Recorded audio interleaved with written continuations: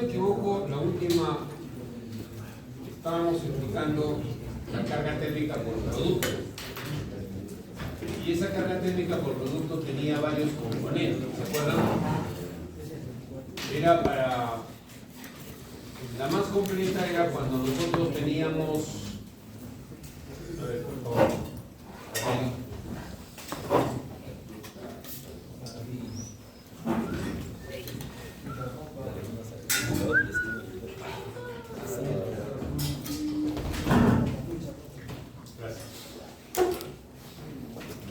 La última que vimos fue la que tenía tres componentes, ¿cierto? Calor sensible, latente y sensible.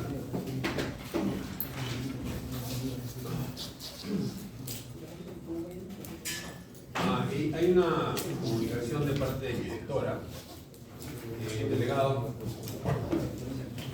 Tienes que mandarme el voucher de los alumnos que se han matriculado en jornada hasta hoy día. Okay. Ya mañana ya no hay puntos. Está bien. Hoy paga. Está bien, está bien. Entonces, cuando Mario surco, ya, el güey sigue la chacra ahí, esa chacra por el sur. Había gente. No hay que puntos se pierde. Con la lista de hoy día, con eso cierra. Pueden matricular por internet, ¿no? Tiene que ser hasta las 12 de la noche. ¿Pero cómo se matriculó? No sé si mañana, o sea, ¿Dónde se matriculaba? ya que está en la lista. ¿No tienes dónde está? Han dicho que Me buscas el link. ¿Y ven? ¿Puedes seguir el video del grupo? Ah, ¿de nuevo? ¿Qué está pasando ahora? Al de RF. ¿Qué está pasando? A ver, ¿quién es el asesor de Delegado. ¿Qué es ese? Delegado. Tiene un punto más. ¿Quién sabe manejar esta cuestión? Control remoto, ¿no? Azulito. Allá, Carrillo, lo que tú dices, mira de cerca eso. Agáchate un poquito. Uy. Saque mete.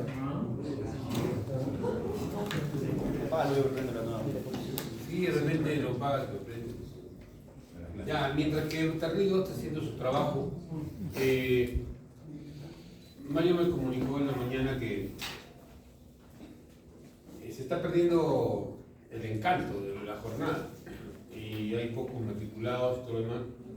Y creo que no saben ustedes, bueno, ustedes son viejos, saben perfectamente cuál es la esencia de la jornada. Yo diría que tiene tanta importancia como los congresos.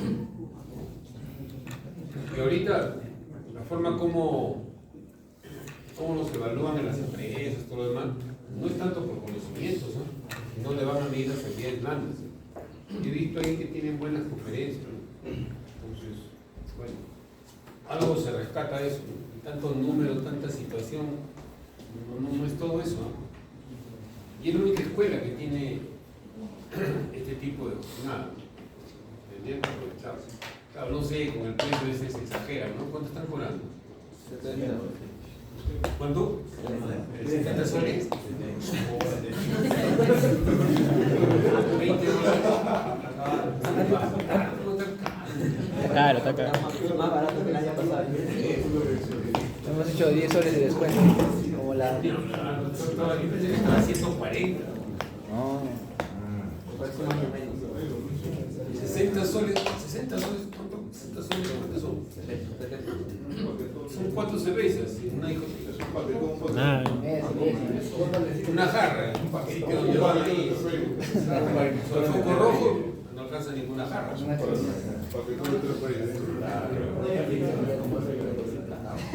Ah, es eso. Delegado. Delegado. Ya lo hice ya. Y a Perú MEC, ¿quién se matriculó en Perú MEC? Nadie. 3. 6, ¿no? Ese sí está un poco carito, ¿no? ¿Cuánto está? El más barato, 175. Pues tienen que viajar al Cusco. Sí. Claro. Ir a juerguear. Yo creo que ese Perú Meca es de descuento. Claro. Una semana. A Cali, ¿a dónde más se van? A las cavernas. A Machu Picchu. Yo voy a ir también, ¿no? Así que vamos a ver. Ya, estamos acá. Como jugando para avanzar, ¿correcto? Eso fue lo último que vimos, la carga por producto. La carga por producto de los túneles es una cantidad muy fuerte. En los túneles es muy fuerte y en las cámaras de conservación es cero. ¿No? Yo creo que eso se entiende, ¿cierto? Vamos a seguir ahora con otro tipo. Vamos a entrar con las cargas diversas. La primera carga diversa sería la carga por personas. La carga por personas, entenderán ustedes que es una carga muy complicada evaluarla teóricamente. Las personas somos entes muy extraños. Somos entes que emitimos calor latente y calor sensible, para comenzar, por la sudoración que tenemos, y el calor sensible por la diferencia de temperaturas que tenemos con respecto a la cámara, ¿no? Cuando entramos nosotros a la cámara, somos entes a 30, estamos sanos, a 36.5 grados. Y la cámara está a menos 5, hay una transferencia de calor, ¿cierto? Pero nuestro cuerpo es una máquina, no la llamaremos máquina, es algo muy especial. La máquina la manejamos los ingenieros, pero la máquina ser humano es muy compleja. ¿Qué es lo que pasa cuando una persona entra a una cámara? Comienza a emitir calor, pero hay un problema. Si comienza a emitir calor, ¿por qué no bajamos la temperatura de nosotros 37, 36, 35, 34, 33? No baja la temperatura. ¿Por qué? Automáticamente el cerebro, a través del cerebelo, emite una señal de protección. Y lo primero que hace es cierra la epidermis. ¿No? Sienten que sus vellos se erectan, ¿no? Y se cierran. Si ustedes insisten en seguir en la cámara, se cierra la dermis. Se cierra la dermis, ¿no? Vamos a suponer que están en una cámara pero están a menos 40 grados, ¿no? Su temperatura sigue siendo 36 grados. Luego comienza a tener una pequeña bajada, ¿no? Hasta 34 grados, 34,5. Y ahí ya el ser humano comienza a mandar otro tipo de señales. Ya la circulación no llega a la periferia. Ya solamente comienza a circular, ¿no? Para la parte vital. Ya no llega a los pies, ya no llega a la mano, ya no llega acá. Por eso que muchos de los rusos, ¿no? Los chiquitos se les cuida mucho con la capcha, ¿no? Con este gorro que tienen. Y la serranía con el chuyo. ¿Por qué? Porque cuando tú estás en una temperatura muy baja, no te llega sangre acá. Y si tú tienes así, estás jugando, estás así y sale la oreja. Literal, porque creen que es esta vaina que está acá, porque los rusos tienen esa capcha. Los incas eran mucho más inteligentes que los contemporáneos de ahora, ¿no? Y ya bueno, ¿qué pasa? Ya comienza solamente a circular en la parte vital. Y seguimos nosotros P menos 40. Una vez que ya se insiste, ya comienza una arritmia, ¿no? O sea, el sístole y diástole que hace el corazón ya comienza a pulsar, ¿no? Ya te da un ataque y ahí quedamos. Y ahí ya, como el Leonardo DiCaprio le preguntan a él, ¿no? Como chupete de chup queda, ¿no? Ya comienza 33, 32, 31 hasta menos 5. Y recién congelado. Pero obtener, yo he leído una vez un artículo científico de cómo calcular la pérdida de calor del ser humano. Es toda una tesis de biomédica, de biomédico. Es bien complejo, ¿no? Nosotros tenemos que usar factores, ¿no? O sea, hay factores que te indican calor liberado, ¿no? Simplemente de acuerdo a la temperatura de la cámara. Si tú estás en una temperatura determinada, automáticamente te dicen cuánto es el calor liberado por persona. Entonces tienes una idea de cuánto es tu carga térmica y te evita el problema. Ahora, eso también es bien relativo, ¿no? Es bien relativo porque el ser humano es, repito, muy complejo. Las personas de Centroamérica, las personas del Caribe, las personas de una latitud cercana al Ecuador, tienen otra resistencia de responder ante el frío. Nosotros seríamos algo intermedio.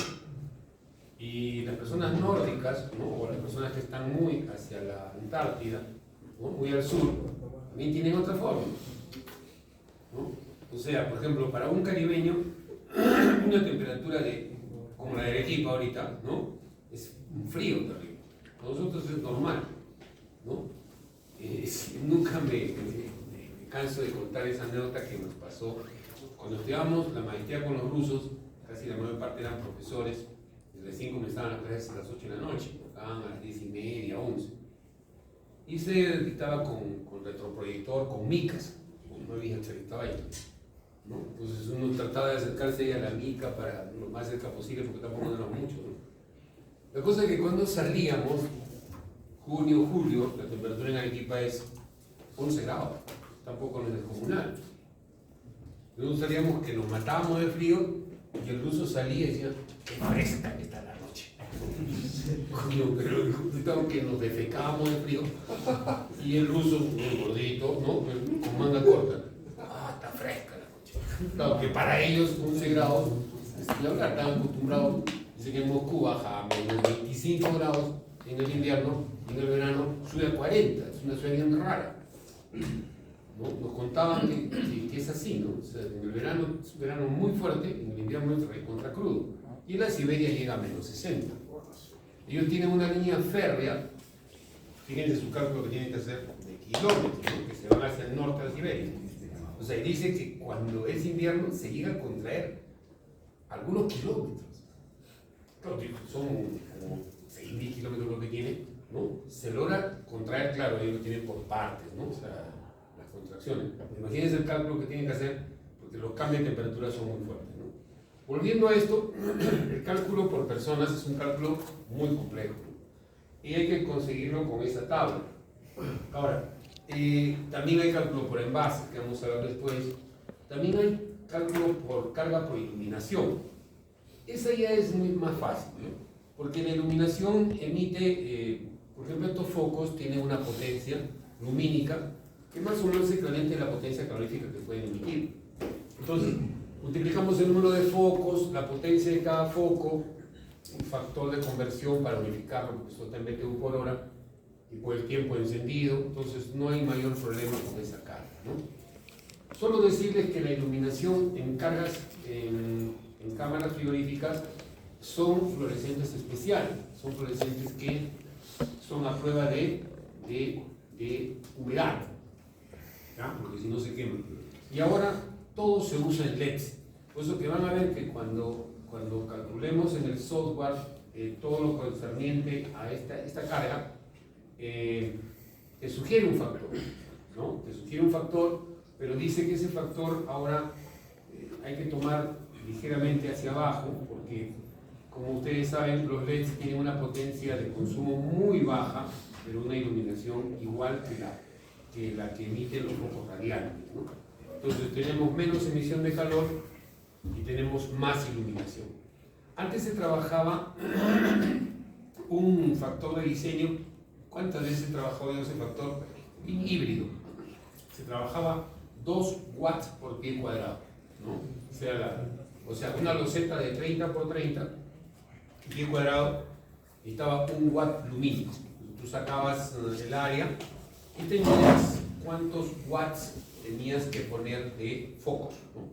Claro, de ahí los distribuías, ¿no? Adecuadamente, ¿no? Entonces, pero ahora ya no, ese factor ahora es menos, ¿no? Sí puede trabajarse hasta la mitad, ¿no? Bien. Y hay otros factores directamente que son en el extremidad. Esta es la carga de respiración que les había indicado, que es la carga que existe solo en algunos productos, nada más. No todos tienen carga de respiración. O sea, es que cuando se les cosecha, se les saca de la mata, de la planta, ¿no? Automáticamente siguen madurando, ¿no? Caso extremo es el plátano, ¿no? El plátano se saca verde y sigue madurando, ¿no? El otro es la palta, ¿no? Entonces la palta también se le saca un poco dura, ¿no? Pero sigue madurando. Esa maduración, entre comillas, libera CO2 y libera calor, y tenemos que enfrentarlo. Entonces es un factor de respiración que tenemos que sacarla de tablas. Ustedes ven ahí el producto y en la columna, en el extremo de la columna, dice calor de respiración, ¿no? O sea, en BTU por día, ¿no? Por libra. Entonces tienen ustedes ahí, ¿no? Todas sus características. No solamente el calor de respiración, ¿no? Sino también el calor específico, ¿no? Para todo lo que es antes y después. Siempre manejamos dos calores específicos, antes de la congelación y después. El calor latente, si es que vamos a congelar, y su punto de fusión. Aquí vemos una característica muy importante que no es que debemos puntualizar. Si ustedes analizan, la mayor parte de productos, ¿no? Tienen en su composición el agua. Miren, 32 grados Fahrenheit es 0 grados. El agua congela a 0 grados. ¿Estamos? Entonces, por ejemplo, la mayor parte de las frutas, ¿no? La sandía, por ejemplo, ¿no? Tiene un punto de fusión de 29 grados. O sea, casi 32. ¿Por qué? La sandía es casi toda agua. El ser humano también. El ser humano es 75% líquido. O sea, algo malévolo voy a decir, va a ser una aplanadora, una ingeniera, ¿no? Solo el 25% es zona ósea y piel. El resto es líquido, ¿no? Somos líquidos. Y por lo tanto, la mayor parte también de productos hidrológicos, ¿no? De aves, ¿no? de carnes rojas, ¿no? Su punto de fusión es cercano a 0 y por lo tanto cercano a 32 Fahrenheit. Miren, todos casi, bueno, salvo algunas excepciones, como por ejemplo las flores, ¿no? Tienen diferente comportamiento. Las flores es las flores es una industria muy importante que requiere frío. Para su información, Medellín es la primera ciudad del mundo exportadora de tulipanes. Los tulipanes que compran muy bien la madre, todo que cuesta un huevo de plata, ¿no? Eso casi viene de Medellín. Y todo es la refrigeración para flores, ¿no? Es muy especial, muy delicada, los envases, todo lo demás, ¿no? Entonces ahí tienen que tener bastante cuidado con ese tipo de gas. Entonces esto se calcula con el estado, ¿no? Se multiplica la masa y se va viendo eso, ¿no? Carga por respiración.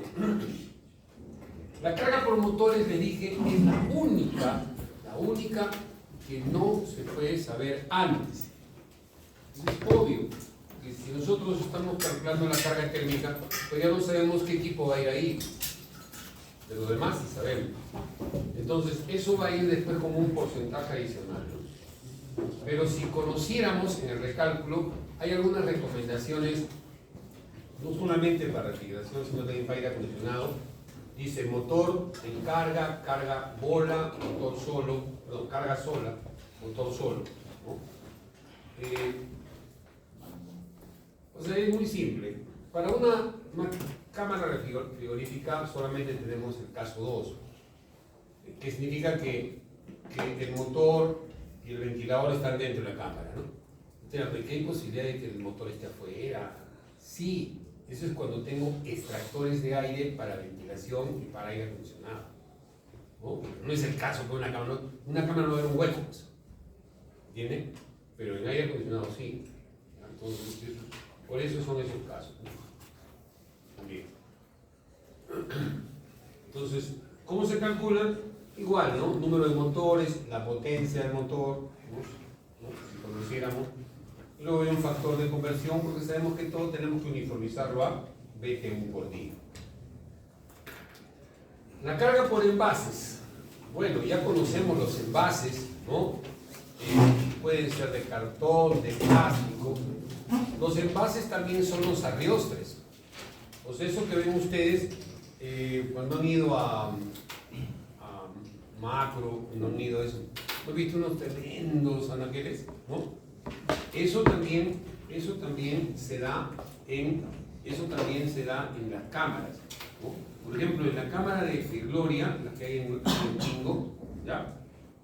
Ahí, bueno, prácticamente la planta de Gloria, la que está en Tingo, se ha quedado casi para yogur milquito, ¿ya? Para yogur milquito. Entonces, sus cámaras tienen unos arriostres que son como de 10 metros más o menos. Son cámaras bien altas. Entonces viene el pato y sube, ¿no? Sube lo que vamos a jugar. ¿Ok? Te amo, pues, te amo. Ya, entonces, ahí ustedes están viendo, por ejemplo, cómo están guardados los productos en cámaras grandes, ¿no?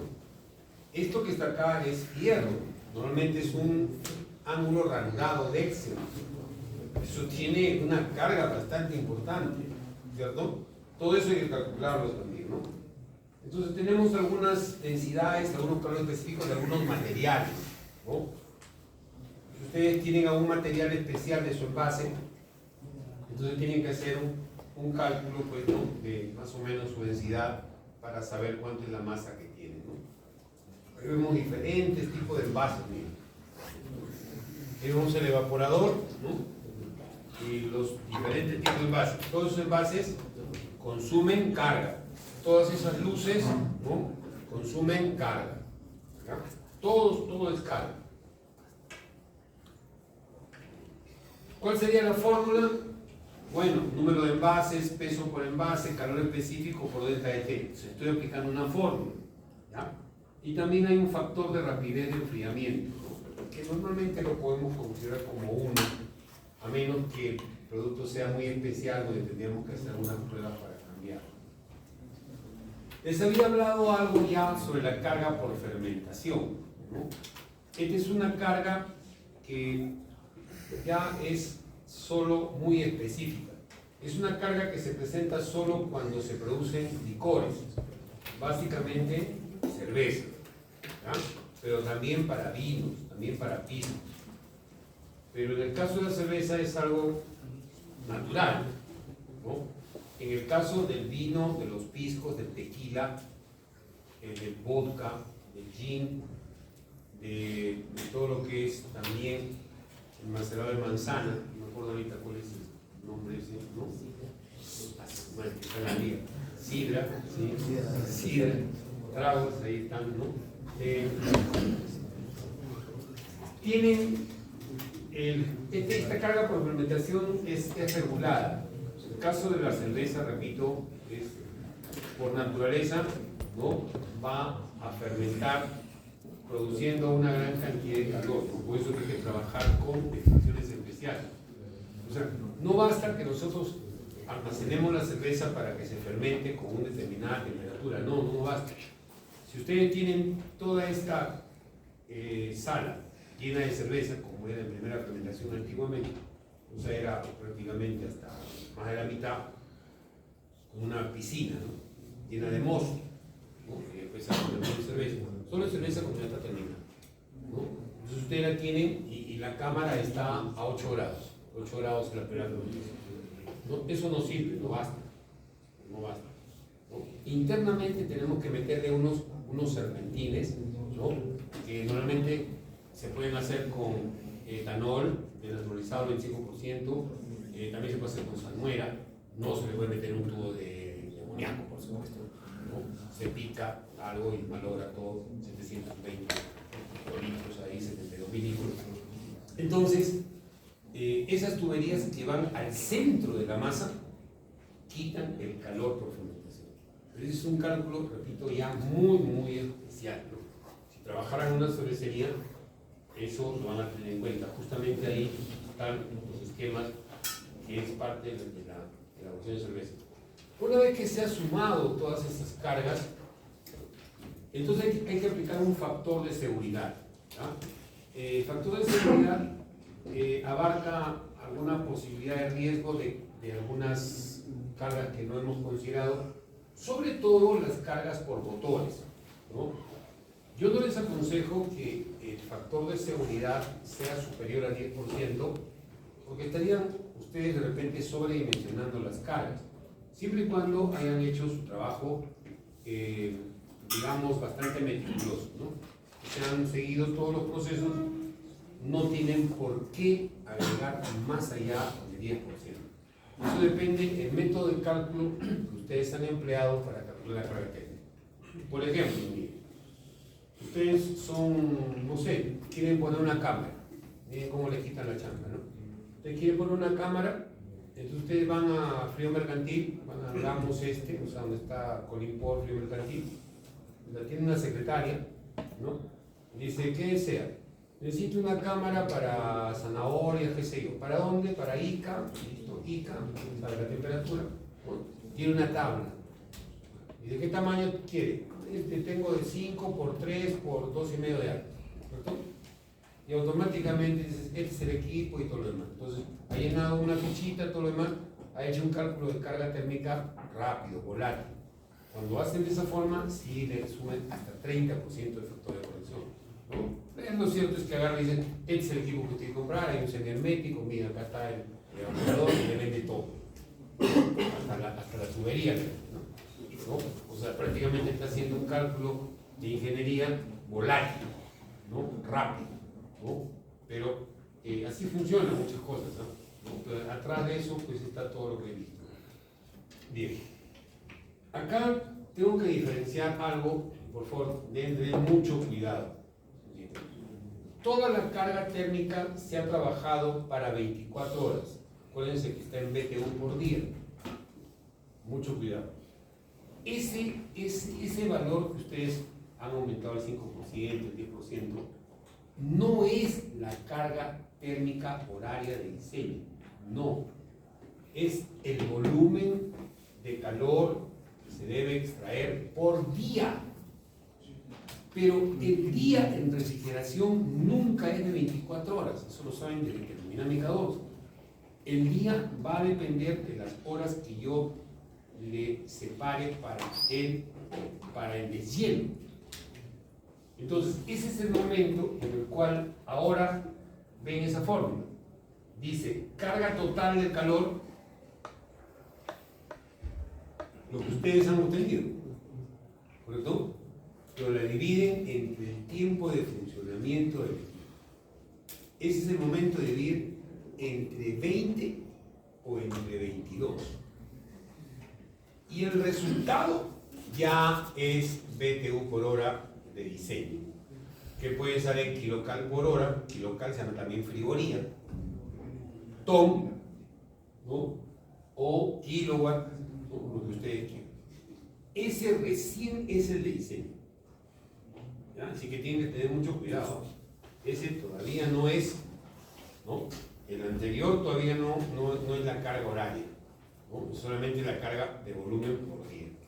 Muy bien, una vez que tienen eso, tienen licencia para poder manejar todo. Dice, para seleccionar el equipo frigorífico, ustedes tienen que conocer estas 3 cosas. ¿Ya? Miren, que no son muchas. La capacidad calculada. Bueno, aquí es esa capacidad calculada. Se han tenido que comer todas las cargas. Pero ya tienen ustedes, ¿no? ese dato. Luego necesitan la temperatura de cámara frigorífica o la temperatura de evaporación. ¿Por qué es O? Porque es IO. En realidad, I no es necesario, es O. ¿Por qué? Porque si ustedes tienen una cámara para zanahorias y su temperatura es 0 grados, ¿no? Ya saben que la diferencia determinada de temperaturas es la temperatura de la cámara, ¿no? Comparada con la temperatura de evaporación. ¿Correcto? Entonces, la temperatura de la cámara, digamos, es 0 grados, la temperatura de evaporación es menos 5. ¿Entendió? Entonces ya van dos datos. Y el tercero es la condensación. Entonces, ¿a qué temperatura vas a condensar? Entonces, la temperatura de condensación, por lo general, ¿no? Son hasta unos 15 grados por encima de la temperatura máxima en el verano. Por ejemplo, para Arequipa, son 26 más 14, 40. Y ustedes van a trabajar con 40 grados centígrados de condensación. ¿Correcto? Entonces, temperatura de condensación, temperatura de evaporación, que es la temperatura de ebullición, que dice, ¿no? Y la capacidad calculada. Y con eso ustedes ya es un paso adelante para calcular todo. Entonces, luego una vez que tienen eso, tienen que pasar a lo que se llama el equilibrio de los componentes. Eso es muy importante, el equilibrio de los componentes. ¿Qué cosa es el equilibrio de los componentes? Vamos a hacer una analogía musical. Yo puedo tener un flautista, un trompetista, elementos de percusión, elementos, digamos, tambores, diferentes. Tú puedes entrenar, va a botar un sonido que satisface la melodía. Pero una cosa es que tú lo hagas trabajar por separado y otra cosa es que lo hagas trabajar en conjunto con la orquesta. Y cuando tú haces trabajar en conjunto con la orquesta, entonces puede haber alguna desafinación. Es exactamente esa analogía la que sirve para acá. Si tú seleccionas los componentes para que superen la carga, entonces estás seleccionando pues lo que siempre sabemos, ¿no? Si tengo 54.000 BTU por hora, cojo un compresor para 54.000 BTU por hora, un poco más. Escojo evaporadores para 54.000 BTU por hora, etc. Pero cuando tú lo trabajas en conjunto, entonces ahí vienen algunos detalles. ¿Por qué? Porque tenemos que pensar que nosotros no trabajamos en un solo punto, trabajamos en un área. ¿Cómo es eso? Les pregunto. La temperatura en el día no es la misma. Mira, la temperatura en Arequipa es, no sé, hoy día creo que ha estado 22 grados al mediodía. A las 4 de la mañana son 13 grados. Entonces, es variable la temperatura. Y también puede ser variable la carga. Entonces, cuando nosotros trabajamos en un área, en un sector, en un rango. Ahorita lo vamos a ver. Entonces, ¿qué pasa? El equilibrio de los componentes comienza con conocer estas curvas. Esta curva, por ejemplo, es el funcionamiento de un componente individual. ¿Ya? ¿Qué tiene? ¿Qué se dice? Que lo hemos estudiado en la primera parte. ¿Ya? Dice, temperatura de evaporación. Casi siempre en el eje de las abscisas viene la temperatura de evaporación. Ya sabemos que no es la misma que la temperatura de cambio. Y en el eje de las ordenadas viene la capacidad. ¿Ya? Y cada una de estas curvas está construida para diferentes temperaturas de condensación. 90, 100, 110, 120, 130, Fahrenheit. ¿Cómo funciona? Funciona muy simple, ¿no?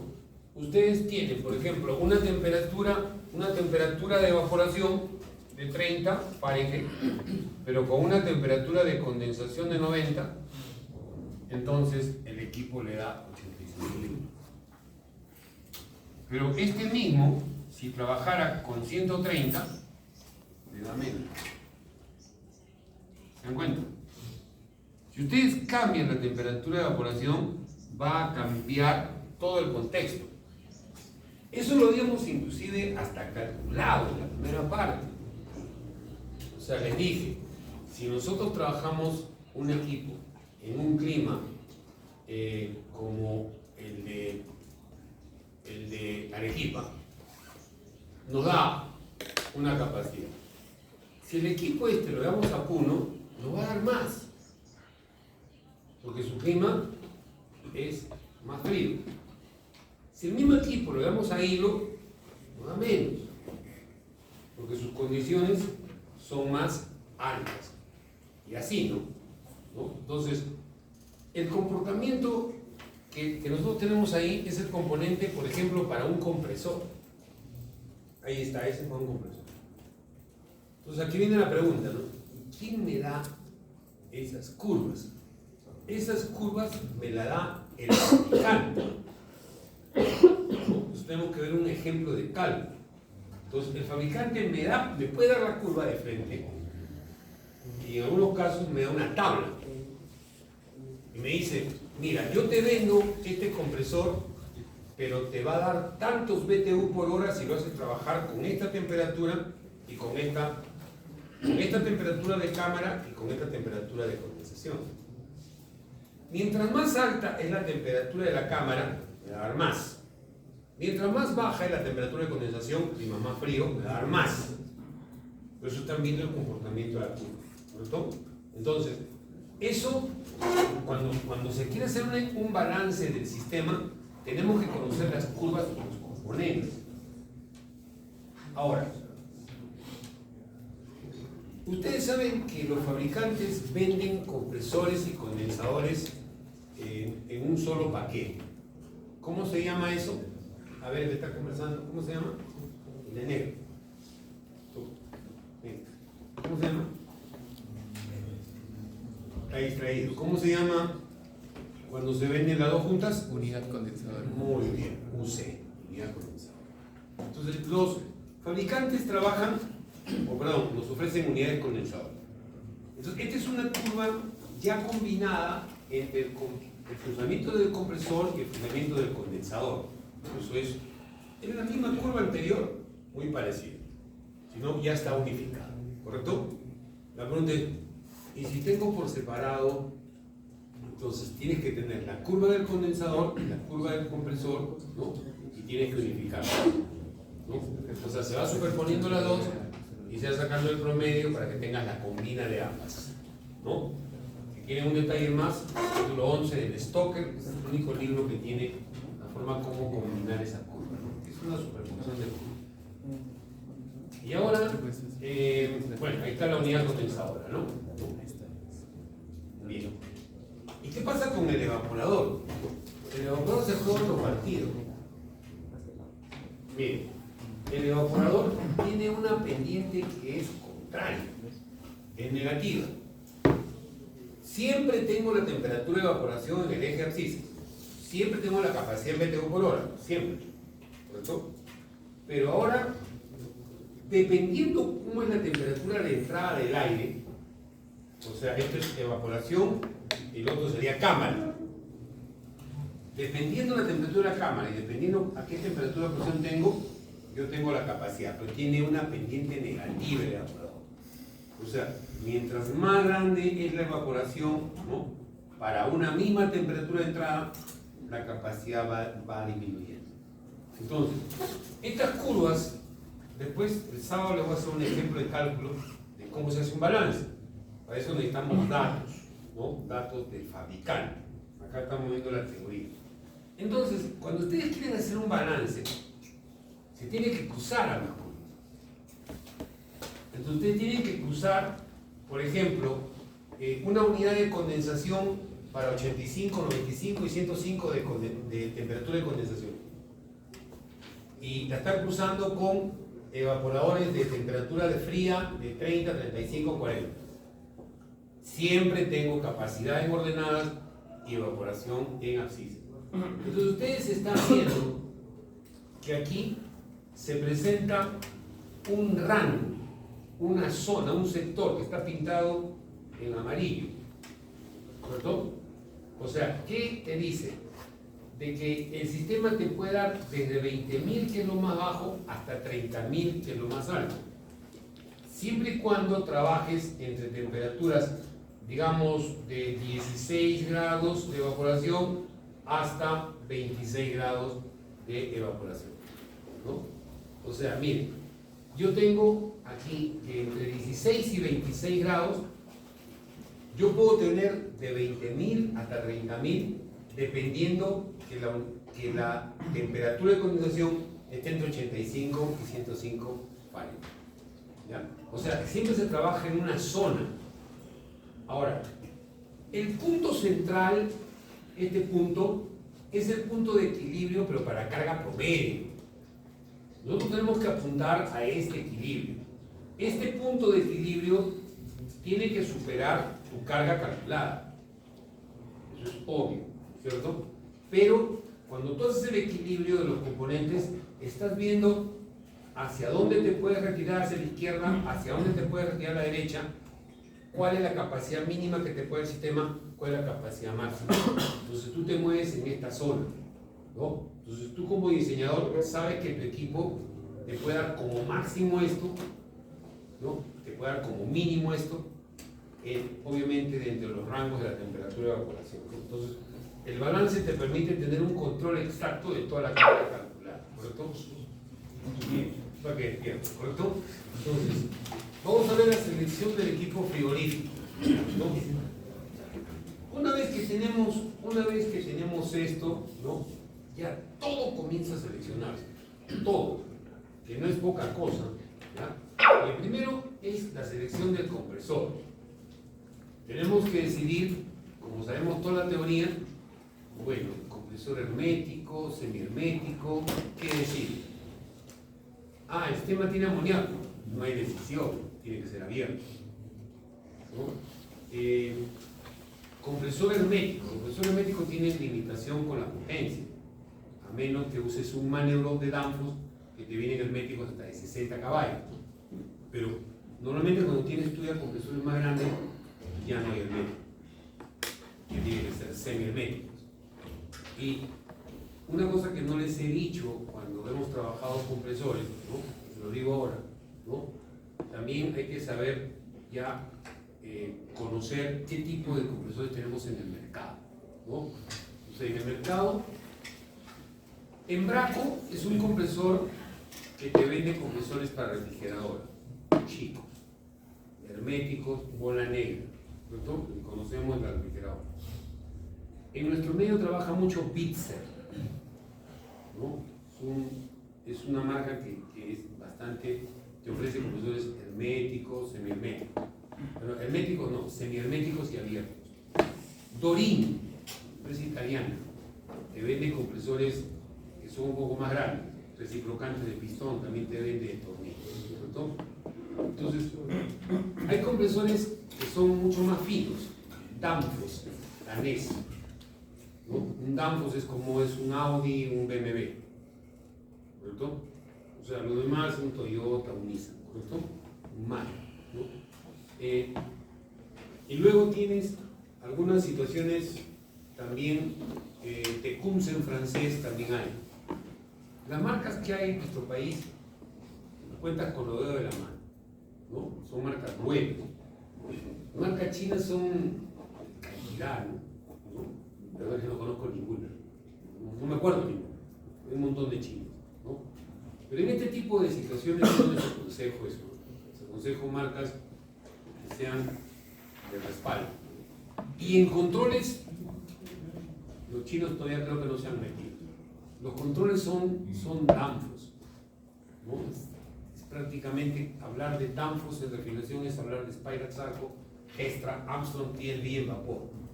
O sea, no me atrevería a encontrar un control que sea chino o un control que sea brasileño, ni hablar. Tampoco lo hay, ¿no? Tienen que tener mucho cuidado, ¿no? Lo tienen Bitzer, tienen Dorin, tienen Tecumseh, tienen Danfoss, y tienen una marca para compresores de amoníaco, Sabroe, que tiene como símbolo, como, digamos, un oso polar es un símbolo prototípico. No hay dampos, no hay manelot para amoníaco. Los compresores de amoníaco son compresores especiales. Entonces hay que decidir, el tipo de refrigerante.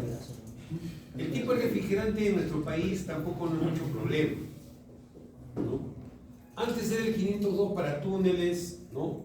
Ya eso está derogado. Antes era el 12 para todo lo que es la media y alta. Pasó a ser 134A, ya sabemos que ahora está cambiado por el isobutano 600A para todo lo que es refrigeradora doméstica. Está el 404, que es para bajas temperaturas, pero ya en Europa ya bajó la mano porque tiene un PCG alto, ¿no? Entonces le está quedando el 408, el 410, el R22, sabemos que también ya se fue, es un HCFC que murió en 2015, ¿no? Entonces, en el mercado, refrigerantes son contados con los dedos de una sola mano, ¿no? Se tienen que colocar refrigerantes en su posición más adecuada donde se mueven. O sea, si ustedes tienen un túnel, no le pueden poner pues, un 134A, no va a trabajar bien. Si ustedes van a trabajar un túnel, tienen que ponerles un 408, ¿no? Que es una isotrópica para bajas temperaturas. Si tienen que ir a un catálogo, decir para bajas temperaturas. ¿Cuál es baja temperatura? Menos 15 a menos 35, no hay más. Sabemos que hay un hueco entre menos 35 y menos 40 hasta menos 60, no hay combinaciones. Tenemos que tenerlo claro, ¿ya? Si yo tengo, por ejemplo, 0 a 5 grados, menos 5 grados a 5 a 8 grados, ¿para qué voy a poner un 408? Es muy caro. Puedo hacer taxi con un tico, ¿para qué hago con un auto? Es una tontería, es un desperdicio.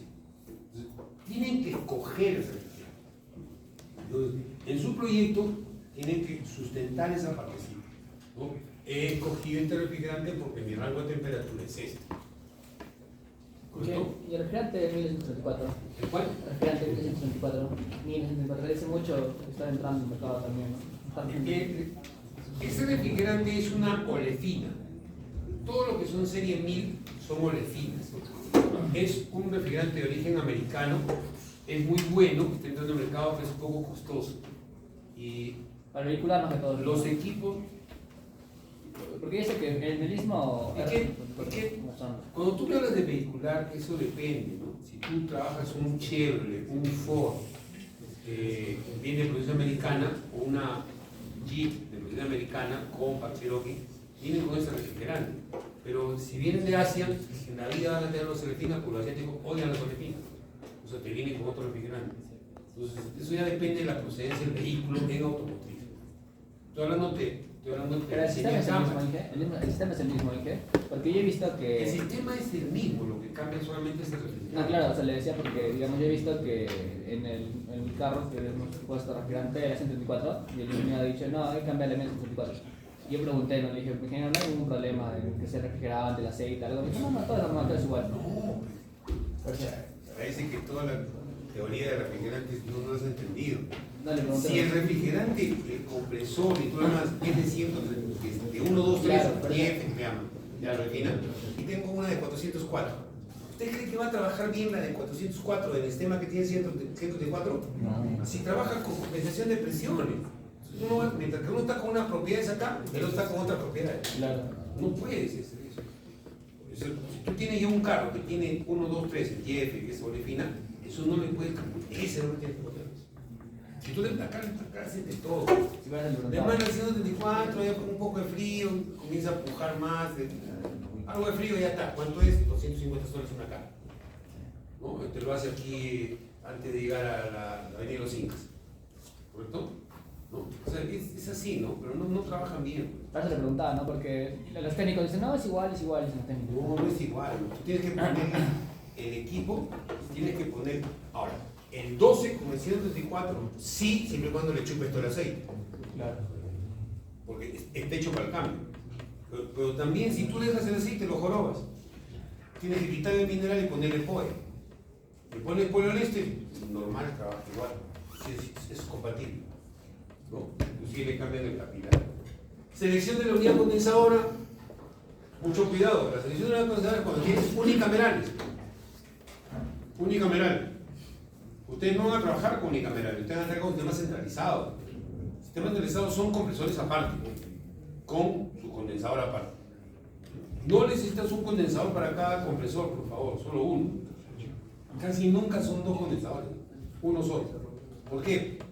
El ingeniero, ¿y el condensador se va a abastecer para todo? Sí, tú lo calculas para que abastezca los 4 compresores, ¿no? Y solamente regulas la carga.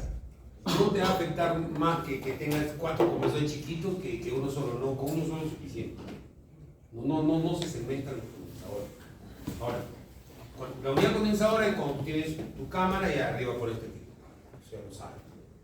Selección de la unidad evaporadora, la selección del evaporador. En la parte práctica vamos a correr un programa que es los evaporadores. Ahorita se me dio el nombre. Gabner, ¿no? En realidad es Gutner, se escribe pues Gabner, con diéresis. Gabner, son evaporadores alemanes muy buenos. Hay diferentes tipos, pero ese Gabner es muy bueno. Marcas de evaporadores son distintas a los compresores y condensadores. El que te hace compresores y condensadores no hace generalmente evaporadores. ¿No? Son empresas distintas. Es por la especialización que tiene el equipo. Entonces, bien. Dice, balance entre la unidad, hay que hacer el balance. Unidades de condensación con 2 o más compresores. Sistema centralizado, ya les he explicado esto. Sistema de varios compresores en paralelo con 1 o 2 condensadores. Ya, todo eso les he explicado, ¿correcto? Selección de la válvula de expansión termostática. La válvula, la VEP se calcula de una manera huevísima, solamente con la carga. ¿Ya? Solamente la carga y el tipo de refrigerante, nada más. ¿No? Me preguntaron, ¿no tiene que ver el diámetro de conexión? No, porque las tuberías están calculadas de acuerdo a la carga. Entonces, cuando tú calculas la carga, ya te va a una tubería de succión, una tubería de carga, una tubería de líquido. Entonces, como la válvula está en la tubería de líquido, ya tiene su conexión. O sea, tú no puedes, es una redundancia, ¿no? Es una redundancia que tú digas, quiero una válvula de 2 toneladas con una conexión de 1 pulgada. No, porque las 2 toneladas es para una carga de 2 toneladas y esa carga de 2 toneladas tiene un tubo de líquido que es de 5 octavos. ¿Cómo vas a pedir una válvula con 1 pulgada? Ya va intrínsecamente calculado su diámetro. Siempre es así. Por eso que en ningún accesorio tú le dices conexión de cuánto. Le dices del tipo. Quiero roscado o quiero soldado. ¿No? Entonces ahí sí, ahí te vende el tipo de roja de conexión. Pero quiero para 3 toneladas, 4 toneladas, 5 toneladas, 1 tonelada. ¿No? Automáticamente te va a fijar el diámetro. Por eso que cuando veamos diámetros, tuberías, está de acuerdo a la carga, ¿no? Y es toda una vaina. Está amarrado a la carga, amarrado a la evaporación, amarrado a la condensación, por todos lados. O sea, en software y con nomogramas, con las 2 cosas que vamos a ver. Selección del diámetro de tuberías, o sea, están poniendo toda la selección de todo el proyecto, lo que tienen que hacer. Tuberías, tipo y espesor de aislamiento de tuberías, ¿no? Eso es fácil, eso lo hemos visto. También es una tabla. Todos los accesorios: filtro, secador, visor de líquido, válvula solenoide, llave de paso, manual, ¿no? Hay un montón de accesorios, separador de aceite. Ya algunos ya escuchen los nombres, ya saben de qué se trata, porque hemos tocado más o menos eso.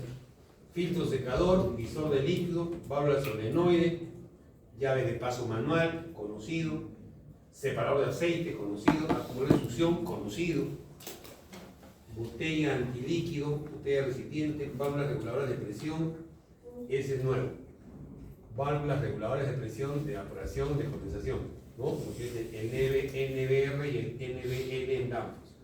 Eso es nuevo, no lo saben, ¿no? Intercambiador de calor también es su enfriador, sobrecalentador, ¿no? Se mejora, protege también al compresor. Tanque separador de líquido, eso es cuando el líquido se separa para ser bombeado, también lo conocen. Válvula reguladora de presión, o sea, prácticamente le suena todos los accesorios. No estoy diciendo que hemos hecho una clase de accesorios, pero ya estamos repitiendo los accesorios, no estamos terminando, ¿no? Ahí tienen unidad condensadora abajo y evaporador arriba, ¿cierto? Esos son los ventiladores, esos son de tiro. Y abajo, ¿no? Siempre, ahí abajo ya identificamos, ¿no? O sea, tengo un compresor, es hermético. Generalmente cuando es de esa forma y es azul, debe ser un Manero, ¿no? Es Reyes y todo lo que son compresores herméticos. Y ahí ven su termostato también, perdón, su presostato, ¿no? Acá es el blanquito. Y generalmente tienen, cuando ustedes tengan un sistema, siempre van a encontrar un compresor con dos tanques que son bien parecidos al costado, ¿no? O sea, uno es el separador de aceite y el otro es el acumulador de succión, ¿cierto? Y el otro, que podría ser que lo confunda, es el tanque residual de líquido.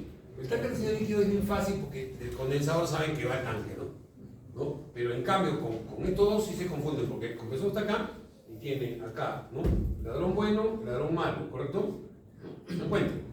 Entonces, ¿cómo lo distinguen? O sea, agarran, tocan esta tubería y esta está caliente. Ese va al separador. Este que está acá está fría, ese viene del acumulador. Y distingue los dos, ¿no? Porque si ustedes ven dos tanques ahí están igualitos, ¿no? Y tienen que identificar, ¿no? Se han visto ya tantos videos, tantas cosas que ya más o menos, ¿no? Y miren acá está el presostato, lo ven acá en esta esquinita, ¿no? Ya les expliqué también el presostato, ¿no? Está todo igual. Ese es un semi-hermético, ahí está clarito, es igual, miren. Y el del otro costado es el oil, ¿no? O sea, siempre ustedes tienen que conocer el equipo, ¿no? O sea, cuando salgan a la cancha dicen, si ya sé de qué se trata esa vaina, ¿no? Que no nos sorprenda, ¿no? Ese, por ejemplo, es un compresor, pero ¿quién me dice qué tipo de compresor es? Así solamente bien. Ahí lo leo, ¿ah? Yo lo veo y lo leo. ¿Qué? Bueno, está un poco oscuro ahí. Es un compresor semi-hermético, ¿no? Probablemente reciprocante de pistones en B, trabajando. ¿No? Esa parte que está acá a la derecha, que está aleteada, es la parte eléctrica. Ahí está el bobinado. Y luego tiene sus, ¿no? Este tiene un condensador de conchitud atrás, es un tanque. De repente apaga la luz un ratito y lo pueden ver. Porque tiene esta hinchada también. Ya apagaron la luz, ¿qué quiere decir? Ahí está, miren, ahí está clarito, miren. Compresor semi-hermético. O sea, por la pinta que tiene ahí, está trabajando así, ¿no? En B, ¿no? O sea, tiene su succión, su descarga, ¿no? Hay que ver, ¿no? Probablemente su descarga al separador de aceite, ¿no? Identifican las cosas. Sus presostatos, ¿no? Este es un dual, este de bajo. Este es más ancho que este bajo. Siempre tiene conexiones eléctricas, tiene conexiones mecánicas. Siempre. ¿Y eso que es de la izquierda, es la válvula? ¿Cuál? La que está al lado del presostato. La válvula. No, que está en el tablero de abajo. Está la de la izquierda. ¿Este? Ajá, ¿qué es? Este parece de aceite. Después está así. Sí, porque este cuando tiene este más grueso, este de aceite, ¿no? Ya, y este que está acá es de repente un termostato que está puesto acá, de diferente forma. O sea, siempre tienen que identificar, ¿no? Es una solenoide. ¿Listo? O sea, siempre tienen que identificar las cosas, ¿no? Es bueno.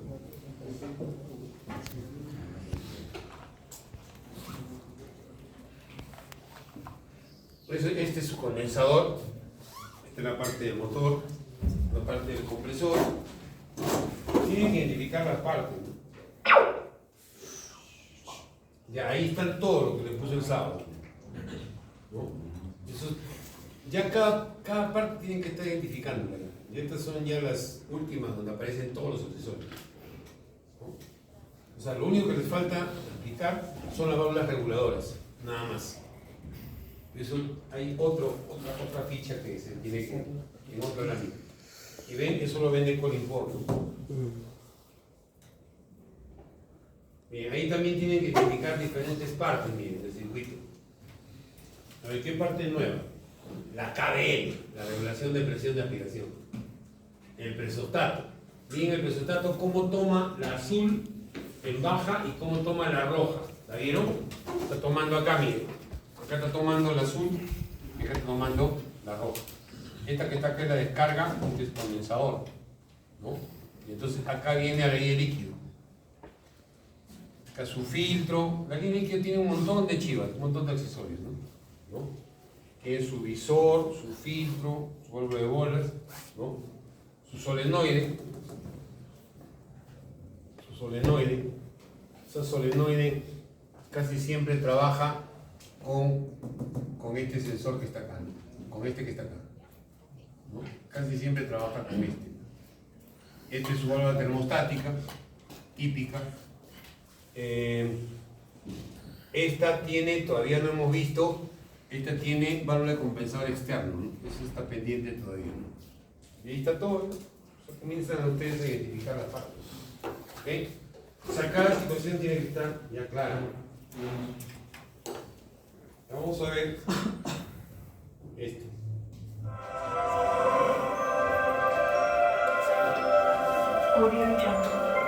En este video tutorial vas a ver los factores que influyen en la carga térmica frigorífica, así como realizar una estimación de la misma para saber cuánta potencia deberá tener un equipo frigorífico.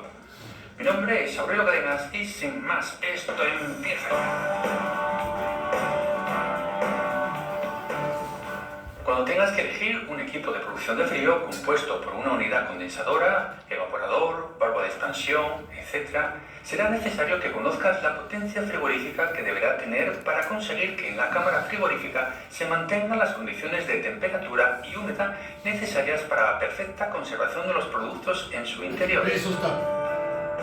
Las cámaras frigoríficas son recintos aislados con el fin de evitar la entrada de calor exterior a través de las paredes, techo y suelo.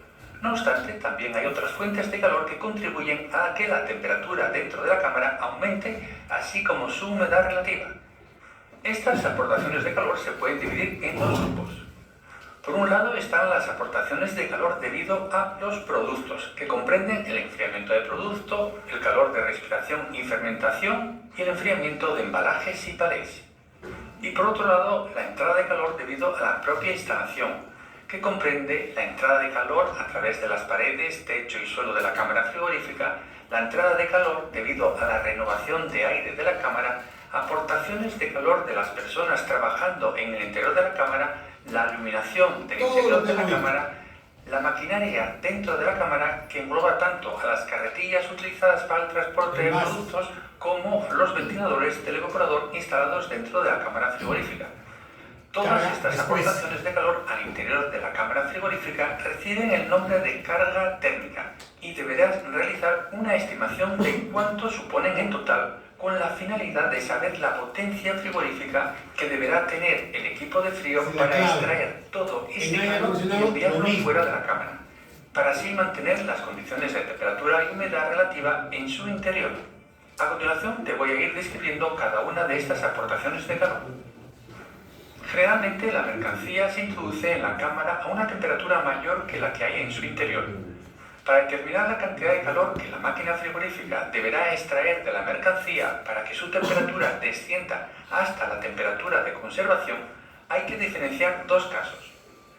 Que no haya cambio de fase en el producto. El género puede entrar en la cámara a temperatura positiva, en cuyo caso se utilizará el calor específico del producto antes de la congelación. Si el género entra ya congelado en la cámara frigorífica con temperatura negativa, se utilizará el calor específico después de la congelación. Que haya cambio de fase en el producto.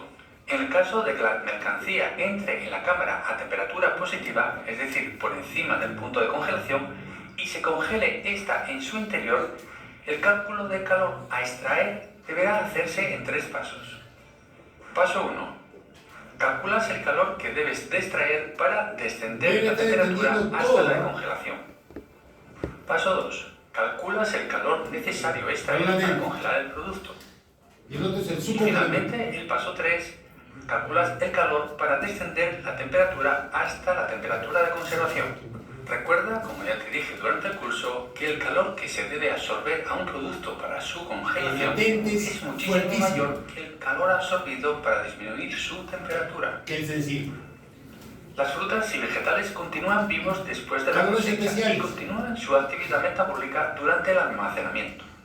El más importante de estos cambios lo produce la respiración, proceso durante el cual el oxígeno del aire se combina con los carbohidratos del tejido de la fruta o vegetal, resultando en la liberación de CO2 y calor.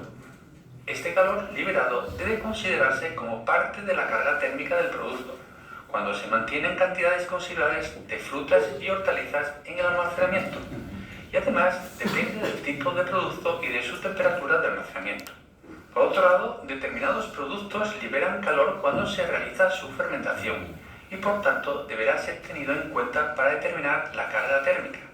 El embalaje del producto que se va a almacenar debes tenerlo en cuenta especialmente cuando constituye una parte importante de la mercancía. Por lo tanto, deberás calcular la cantidad de calor necesaria para reducir la temperatura de los envoltorios o envases en que se almacena el producto si no se encuentra a granel, así como de los palés utilizados para su apilamiento. La cantidad de calor que atraviesa una pared, techo o suelo de una cámara frigorífica, como ya sabes, aumenta con las dimensiones de la cámara, la constante global de transmisión de calor del cerramiento y la diferencia entre la temperatura interior y exterior. El aire de la cámara es el agente transmisor del calor entre el producto almacenado y el equipo de producción de frío. Como ya has visto, las frutas y vegetales